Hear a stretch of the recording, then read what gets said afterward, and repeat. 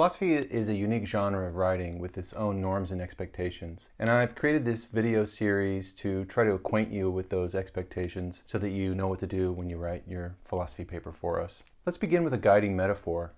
When you write a philosophy paper, think of yourself as someone trying to join or break into an ongoing conversation. Thinking this way should help clarify two things: the aims of philosophical writing and the style that will help you achieve those aims. Now, conversation has always been at the heart of philosophical inquiry. Socrates never wrote anything, he just talked to people. Plato wrote things down, but his writings took the form of dialogue, and those dialogues immortalized Socrates' skills as a legendary conversationalist. And Aristotle wrote dialogues too. Unfortunately, we don't have them because they were lost in the Great Fire of Alexandria. But it's undeniable that in the Western tradition, dialogue has been at the heart of philosophical inquiry from the very beginning. And although few philosophers write dialogues today, philosophical writing remains a fundamentally dialogical enterprise in at least two respects. First of all, the practice of philosophical writing centers on giving and taking reasons. And that's the sort of characteristic feature of a philosophical conversation. You give me reasons to think something, and then I take those reasons, chew them over from my own point of view, and then I give you reasons to think something slightly different. And that goes back and forth. So philosophy, even in writing, it still preserves that kind of give and take of philosophical conversation.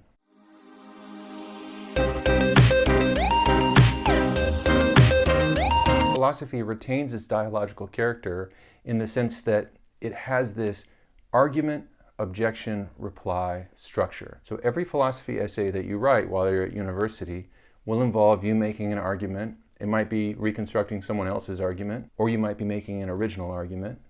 But you'll make an argument, and then you'll raise objections to those arguments, and then you'll reply to those objections. And with that argument, objection, reply structure, philosophy maintains its connection to this dialogical origin that we see in the ancient Greek philosophy. And then the second sense in which philosophy remains fundamentally dialogical is the fact that almost any topic you pick, there will be a significant number of philosophers who have already crafted opposing takes on the topic in a critical exchange with each other. So there is already this ongoing conversation that's happening about your chosen topic.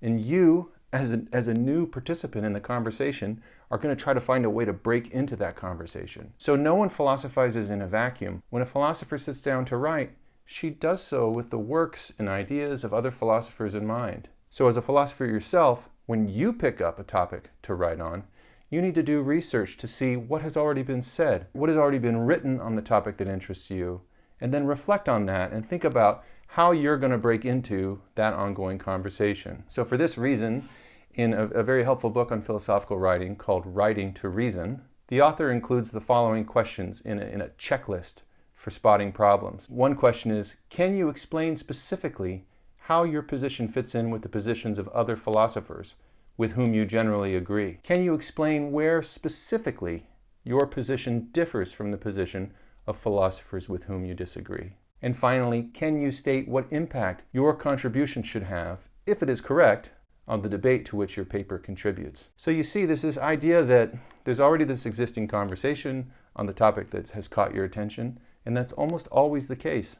And then you're trying to situate what you have to say in that ongoing dialogue. Now, to continue with our guiding metaphor, I want to introduce you to this now classic piece of academic writing entitled Breaking into the Conversation. So in this piece, Mark Gaipa argues that a writer gets her authority from the position she takes up in the ongoing conversation about her topic. This claim absolutely holds true for philosophical writing.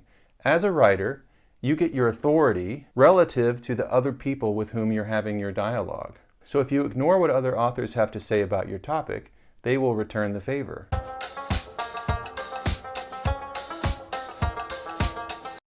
But if you master the moves in that conversation and add something significant to it, what you say will carry real authority. And an author who speaks with authority is hard to ignore. So when you write, try to bear in mind the two respects in which philosophical writing is a conversation. First, your writing should mirror the healthy give and take of ordinary conversation. And secondly, it should reflect the fact that you're joining in on an ongoing conversation. You're not philosophizing in a vacuum.